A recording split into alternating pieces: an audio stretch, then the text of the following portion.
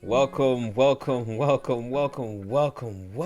ladies and gentlemen, to the Thoughts of an Empath podcast. It's your host, Steve Saintville, and as always, it's a blessing and an honor to be here with y'all today. We are back. We are back, ladies and gentlemen, and it's so good to be here. No, for real, for real. I don't know if y'all could tell, I don't know if y'all could feel the excitement coming, but I'm really, really excited. First and foremost, we got to say love to God. Gotta say love to God. Without God, none of this is possible. Without God, I won't be here. You wouldn't be here. And so, whatever God you believe in that is for your benefit and that wants the best and highest good for you, I support you in that. And we just say thanks. We just say thanks.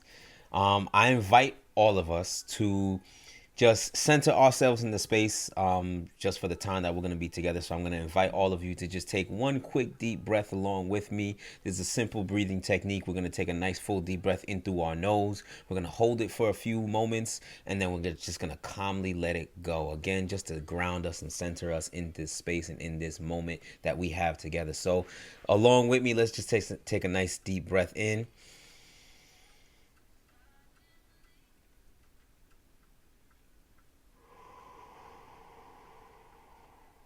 Thank you so much for doing that along with me.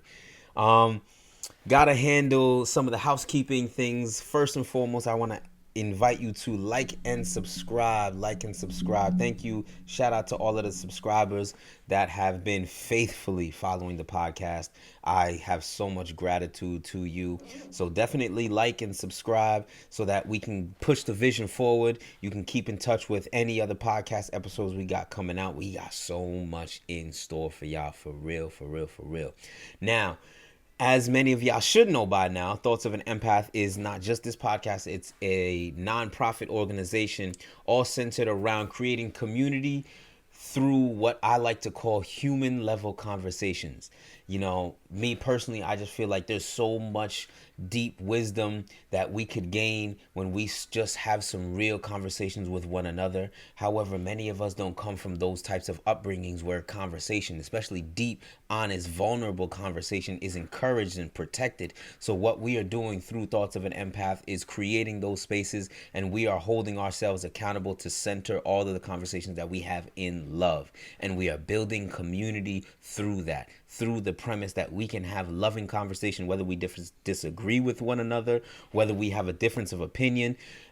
We can have these conversations rooted in love, and we are doing the work of maintaining and protecting that. So if you want to keep in touch with anything we got going on, whether it's open lounge, whether it's book club, whether it's a movie night that we got coming up, whatever it may be, please visit our website, thoughtsofanempath.org. Again, thoughtsofanempath.org. That is our central hub where you will be able to see everything that we got going on. We're actually working on getting our full calendar up and running so that you can know well in advance any of the events that are coming up, because again, we just want to continue to create those spaces where we can have honest, genuine, vulnerable, human level conversations with one another. So I appreciate that. And in support of the vision and the mission that we are doing, we have an online community hosted through the Discord app.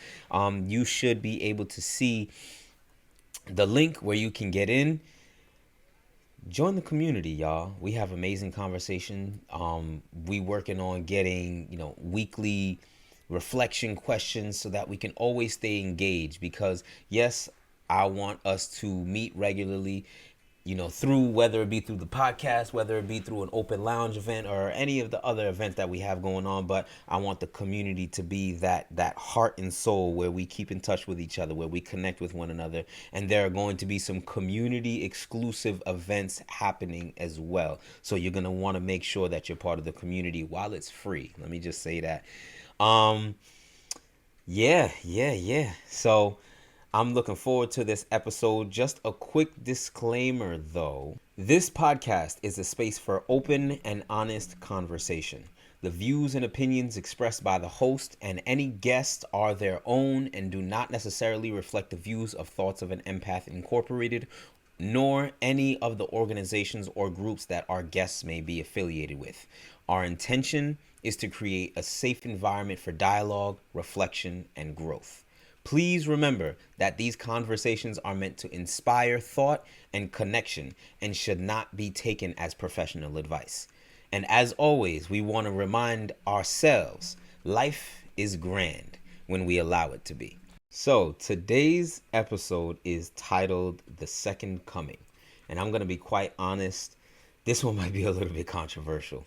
Y'all, this one might be a little bit controversial. I first want to preface this by saying, in reference to a previous episode that I had put out where, what am I? I'm human.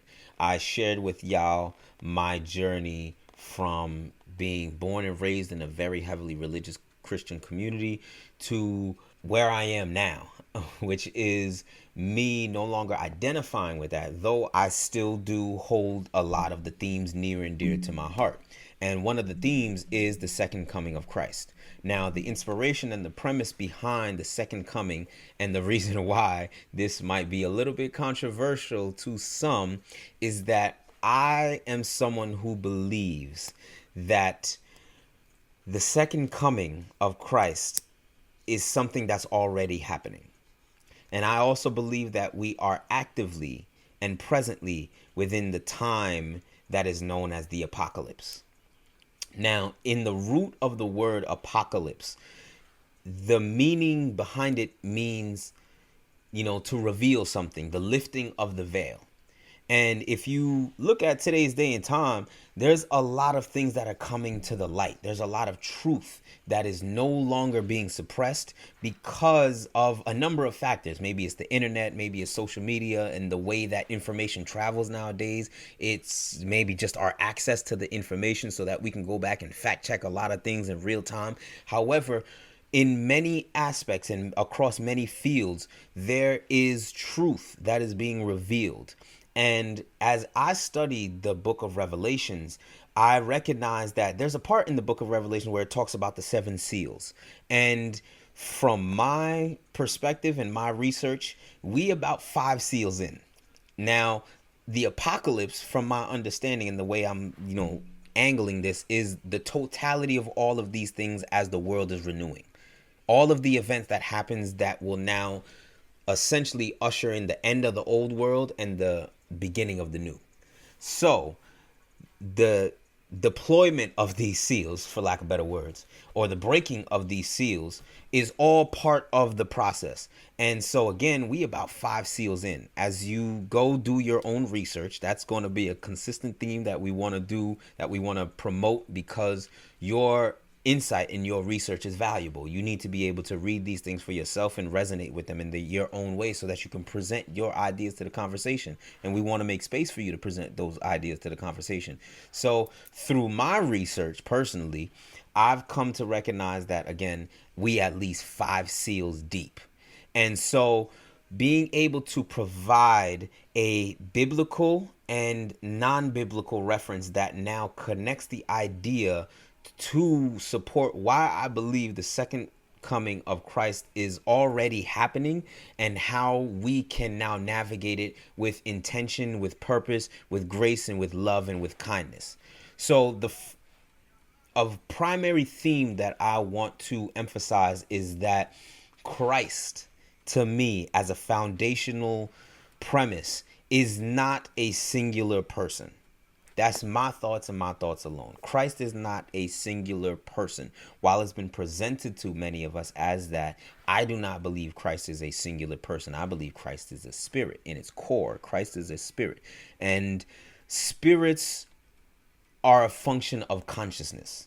Like if you ever watch a lot of horror movies or things, if someone gets possessed, it now alters the way they think and the way they behave and the way they act.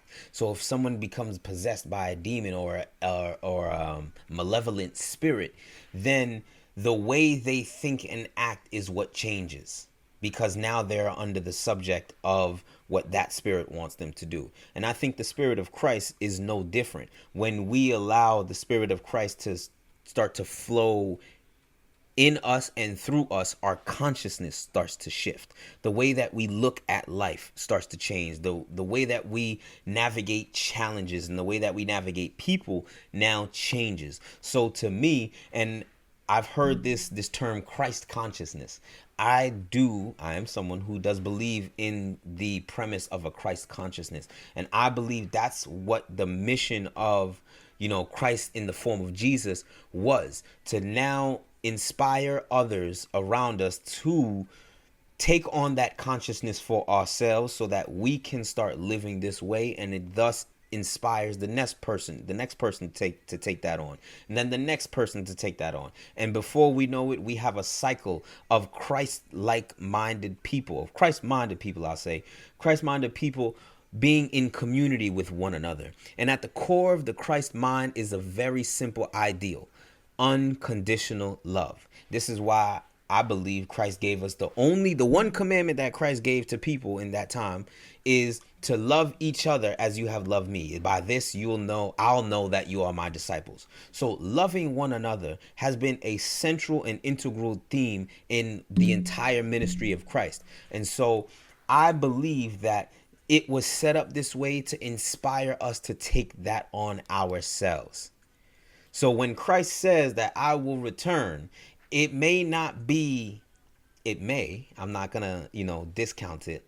But it may not only be in a physical singular person form. I believe it's very much a way of the way we think, the way we talk to each other, the way we deal with each other. And I also believe that, all of the, how would I say, the mental health epidemic that's going on right now, just to put it in frank terms, the mental health epidemic that's happening right now is setting the stage for this Christ consciousness to now take center stage, and for us to revive what it truly means to live with one another. In clear, concise language, to me, the second coming is not something that we wait for. It's something that we become, individually and collectively. Now, we're talking about a very biblically grounded idea, or event. So it's only right that I use biblical reference first and foremost to now support why I kind of see it this way, which is different than the typical ways that most people see the second coming of Christ. The first verse that I want to read along with us, along with everybody, I hope y'all don't mind me jumping around and reading a few verses together. The first verse can be found in Luke 17, verse 20. And then, which says, then Jesus asked, started at the wrong spot.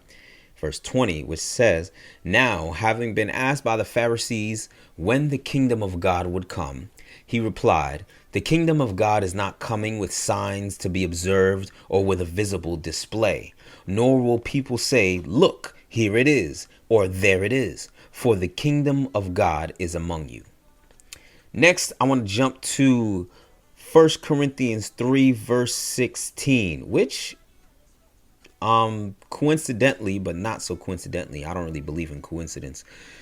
That's actually today's verse of the day, just randomly.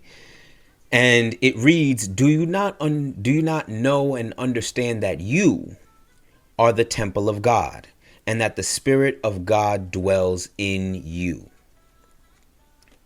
Next, I want to jump to John 14,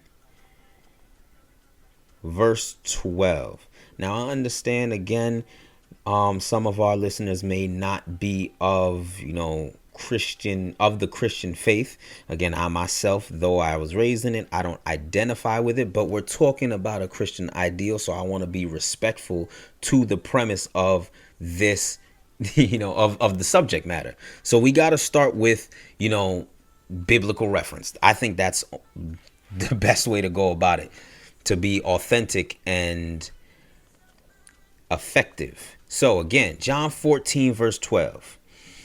I assure you and most solemnly say to you, anyone who believes in me will also do the things that I do, and he will do even greater than these, because I am going to the Father. And there's one more verse that I just want to touch on with us together. It can be found in Romans 12, verse 2. It reads, "And do not be conformed to this world, but be transformed and progressively changed by the renewing of your mind, so that you may prove that the will of God is that which is good and acceptable and perfect." So I use these verses as reference, essentially to kind of paint the picture that a lot of what Jesus was telling us, Christ in the form of Jesus was telling us to do, was to be actively involved in the work that needs to be done. And something that I've heard far too often from my upbringing and in present day that just doesn't sit right with my spirit is that we're effectively just supposed to sit and wait. I don't believe that. And something that helps me to believe that the second coming of Christ is something that we're actively supposed to play a role in, and that the second coming of Christ is something that's already unfolding, is that I believe there have been Christ-like figures that have taken on this work and have gone out and done it. And much like Christ in the form of Jesus, they had lost their lives for pursuing this work. Fred Hampton is someone that I didn't learn much about in my childhood.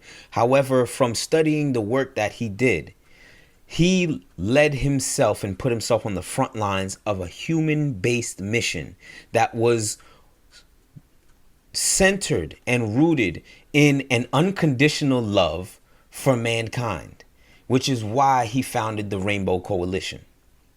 I think of MLK when he started to push the Poor People's Campaign, which was, again, a human-led mission, a human-led initiative that is seeking to build a community around the ideals of all of us loving on one another and all of us seeing each other as humans.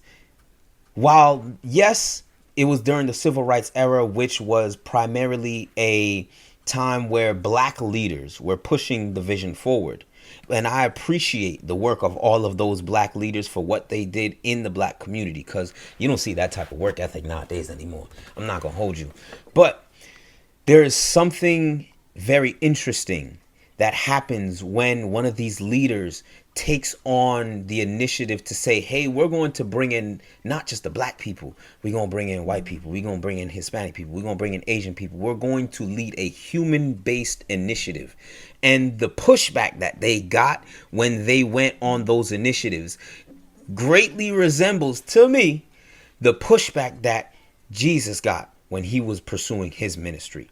So for me, this is just a cycle. This is something that happens over and over again. There's a great darkness that takes over the world, and that now inspires an individual to take on a human-centered initiative that now inspires those around them to take on that initiative as well and to be active members of this change that we seek. So, again, I use these verses to kind of lay the foundation that in Scripture, a lot of what we were told to do is to be actively involved.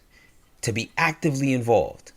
So, for me, something else that stands out greatly and something that I'm grateful to have been able to do is to explore the idea of universal truth, or what I like to call eternal truth.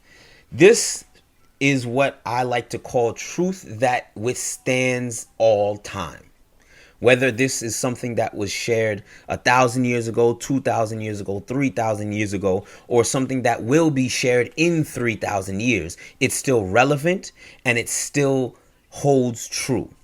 This I like to call universal or eternal truth. Truth that is not bound by time.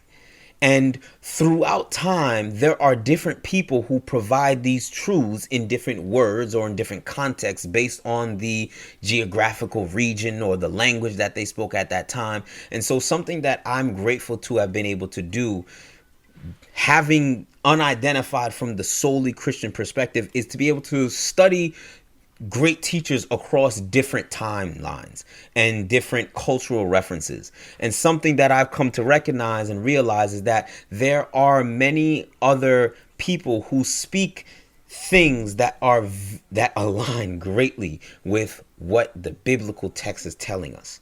And so to me, that only provides more of a reason as to why we should view the second coming as something we're actively involved in.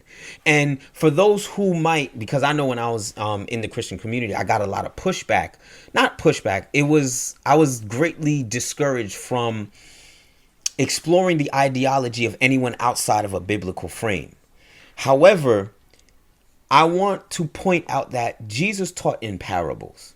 And at the time that Jesus was teaching and carrying out his ministry, there already was a sacred text established because he references it oftentimes. But the only time Jesus references the sacred text is when someone who's supposed to be an enforcer of the sacred text now comes to challenge what he's doing or what he's saying or what authority he has. Most of the time he spoke in parables. And I feel that he did this so that the word itself and the message, the gold, the wisdom, the true meaning behind what he's actually talking about can be easily digested regardless of who's listening to it. And something that I, again, personally have, my own gripes with is that we aren't, as humans, we've now done this thing where we lock ourselves in echo chambers, where we only surround ourselves with people that share the same ideologies as us. And when we do that, what inadvertently happens is we are now casting out everyone else who thinks differently far away from us.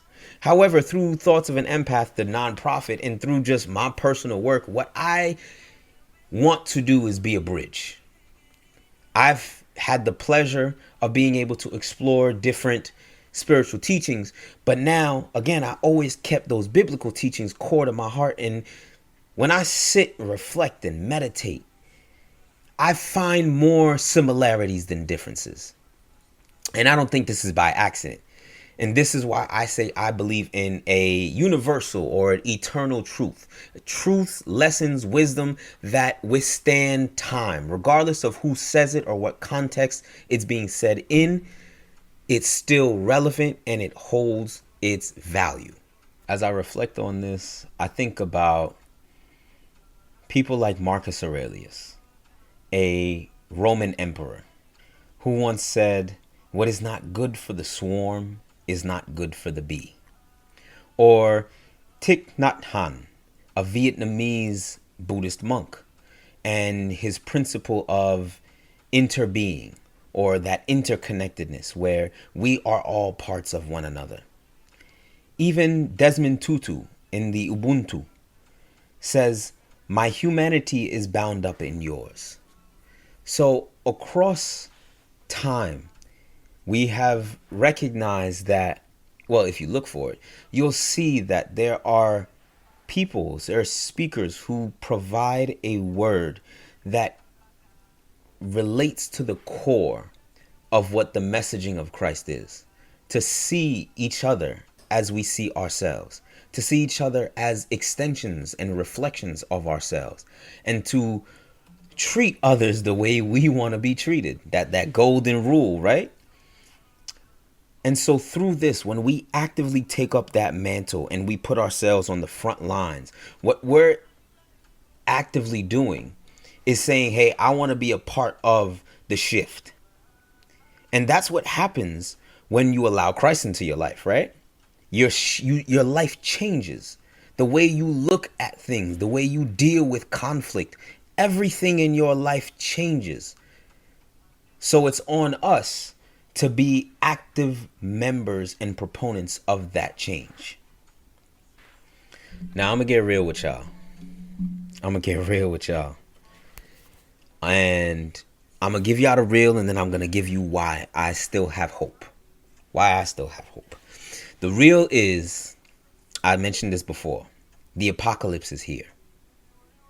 That time when everything seems to be eroding is here. And it's happening up here first and foremost. The CDC released some statistics that said, this was back in 2023, and it showed an elevated sadness and hopelessness among high schoolers. This is the future. They are the future. So if they're feeling sad and hopeless, what type of environment do you think they're going to create? Because our external reality is just a reflection of our internal reality. However, I want to encourage us. This is why I have hope. We talked about it earlier too. At the core of what apocalypse means is an unveiling. It's revealing what needs to be healed. It's not some cosmic despair that we have no action over, that we have no influence over. It's just showing us, when we peel back the layers, what actually needs to be healed.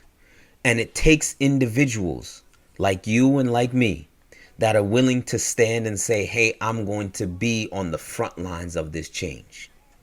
It reminds me of individuals like a Fred Hampton when he founded the Rainbow Coalition. Or even a more recent example, Nipsey Hussle with his Vector 90 initiative.